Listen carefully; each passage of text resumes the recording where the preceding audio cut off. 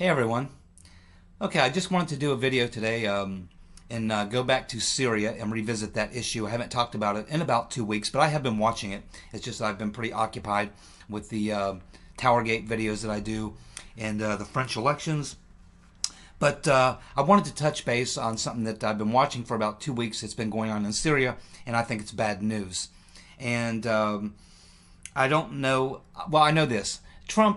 I like Trump, but let's face it, he's not been someone who's probably paid real close attention to foreign policy, in particular Syria and things like that. I think he has a general set of principles that he follows, but I don't know that he has a lot of specifics. And now he is surrounded by NeoCons and generals like wars. That's the only time they really get to do the types of things they really love to do, which is wars for the most part. They say they don't like wars, but you know, they generally have a tendency to promote them when given an opportunity. And I like Mattis, and I think he's a good guy, but let's face it, there's some neocons advising Trump, and I think what I see right now going on in Syria is probably coming from the neocons, because it's just another way of doing what they wanted to do when Bush was there, when Obama was there. They know that Trump was opposed to regime change, so now they have to find another way to get there. And if you watch my video I did several months back when I talked about the real issue going on in Syria, there's quite a few issues going on, but one of the major issues going on, it has to do with a pipeline, two pipelines, one called the North Stream, one called the South Stream, and Russia has already inked the deal with Turkey to run this North Stream pipeline, which is favored by, of course, Russia and Turkey and Syria. And that's why Syria is in trouble, because they signed on to the North Stream pipeline. There's the South Stream pipeline, which is favored by, of course, Saudi Arabia, Qatar, Israel, the Europeans, and the United States. And their pipeline, both of these pipelines would run through Syria. And Assad chose the Nord Stream pipeline, and that's why he is in the crosshairs. There's other reasons, but let's face it, that's the main reason. So, anyway, it's a shame, but that is the reality of the situation. But I've been watching what's been going on, and as you know, they're down to the final major battle for Raqqa. But what we see happening is that the U.S. has put a lot more forces in there because they saw that within the next 6 to 12 months, probably no less than 6 and no more than 12 months, Syria, with Russia acting as their air force, with help from Iran and Hezbollah on the ground, we're going to close the deal and take Raqqa. And that would be it. And of course, it looks like the United States has begun putting a lot more troops in there because we want to be the ones to close the deal in Raqqa. And the reason, it appears, is because we've gotten behind a group of people called the Syrian Democratic Forces, the SDF. They have been having these meetings for the past few weeks, and there have been U.S. military generals attending these meetings, and they're talking about what's going to happen after they take Raqqa, which they will. Just a matter of time, a couple of months maybe. And once they do, they're going to set up this territory, which is going to be ruled, I guess, by this SDF, and there'll be American troops who will be securing them. Now, this group is made up largely of Kurds. A majority of people in this group are Kurds. Now, as some of you may know, Turkey considers the Kurds terrorists.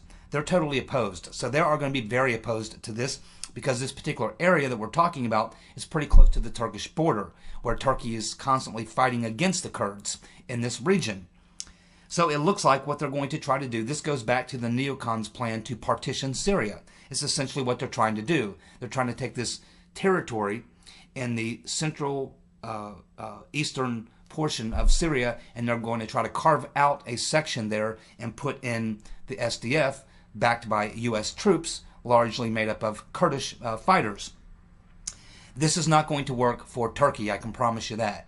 This is not going to work for Russia and Iran, and it definitely will not work for Assad. They want the country back, the whole country. They don't want to see the country partitioned.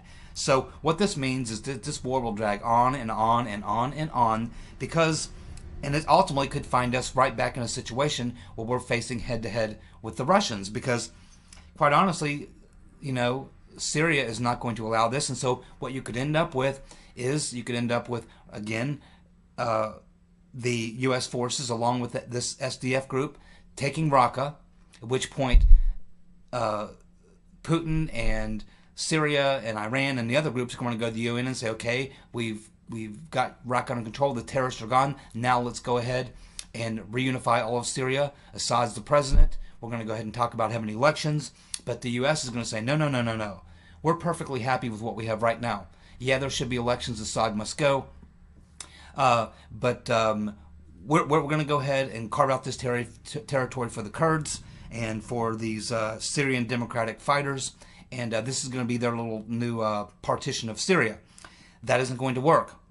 You know, all it's going to do is prolong this war, and again, you may see the Syrian government begin to go to war with them, which could put us directly into conflict with the Russians, or it could put the U.S. directly into conflict with the Syrian government forces, and therefore Assad. And maybe once Assad attacks these people, says, no, Raqqa is still part of Syria, we're not buying into this partition, and these people need to go, and if they don't go, then his forces attack.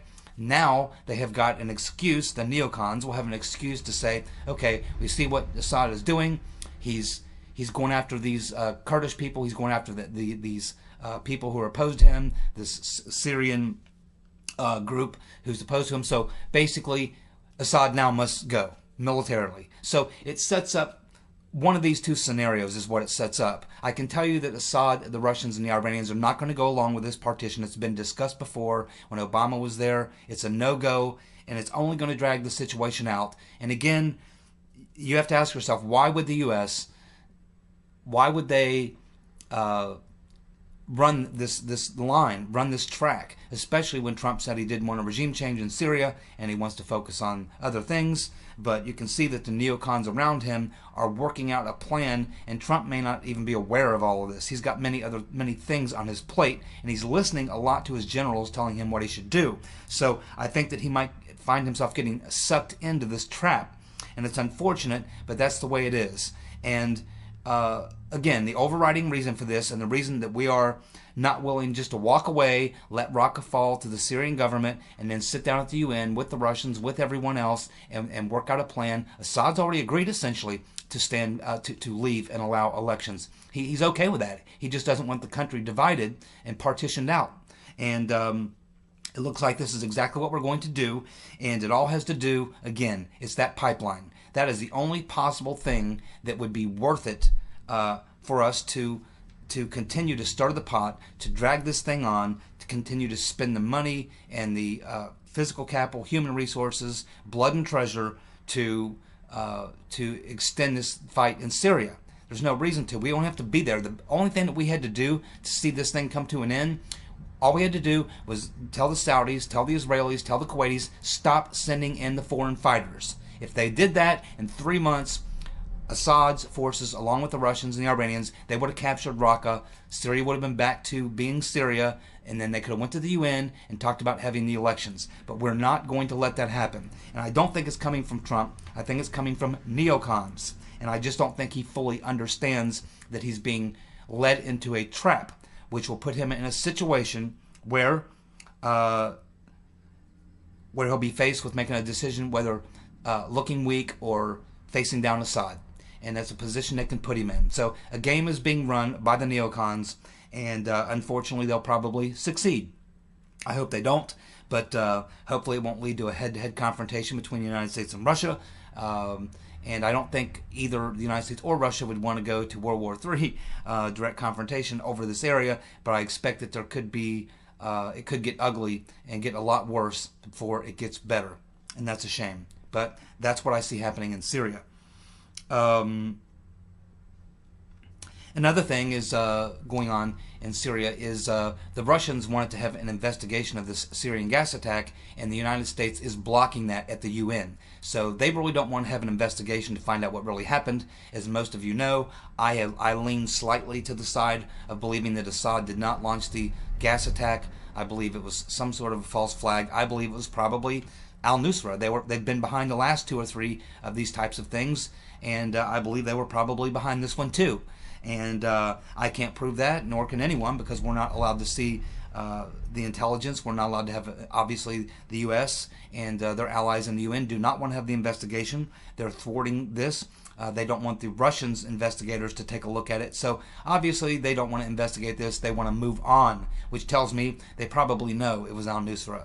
And a lot of people tell me, that, well, this is Trump playing, 4D chess with Putin. They've got something going. And I did a previous video where I said, yeah, I think that Putin and Trump may be communicating behind the scenes through some sort of a third party or back channel, realizing that they both have been handcuffed, keeping them from being able to get together and try to work out things between us, because both in Russia and in the United States, the media and the people who are claiming Trump's a Russian agent and all this, and the people in Russia claiming that Putin is somehow got a thing going with Trump, it only plays into their narrative. So it's kind of forced them into sort of dealing with each other in a different way. I don't really know how this Syrian gas attack, I don't know how that played into all that. I don't know. Maybe it is 4D chess. Maybe there's something here I'm not seeing. That's very possible. But just looking at things at face value, what they look like, this is what I see playing out. So we'll just have to watch it and see what happens. But this is not a good development. And if this is what the NeoCons are trying to do, it's just another way to do what they wanted to do in the first place with the partitioning. It is not going to work. It will only drag the war on even longer. More people will get killed. And ultimately, the Russians are in this... I can tell you the Russians are not going to allow the United States to put a puppet regime in Syria. It's just not going to happen. And also, keep in mind, Turkey. Turkey considers the Kurds terrorists. And they're fighting them every day on their border, on the Turkish-Syrian border. And they're not going to go along with this either. So in addition to the Russians and the Syrians, you're now going to have Turkey. They're NATO. So, of course, Turkey just did sign this pipeline agreement with Putin. They want to go ahead and start building that pipeline. And I think that's what's precipitating a lot of this. It's about pipelines and politics. And we're going to see where it all plays itself out. But it's a shame for the people of Syria that they're being pawns in this game. I just really don't know how it's going to turn out, but I'm pretty sure it's not good. So anyway, that's an update on Syria, what's going on there. I'll keep watching it. I'll report if anything should transpire, but that is where we are now. I would say in a couple months, this is all going to come to a head, and we're going to find out exactly what happens when Raqqa falls. Alrighty? See y'all. Bye.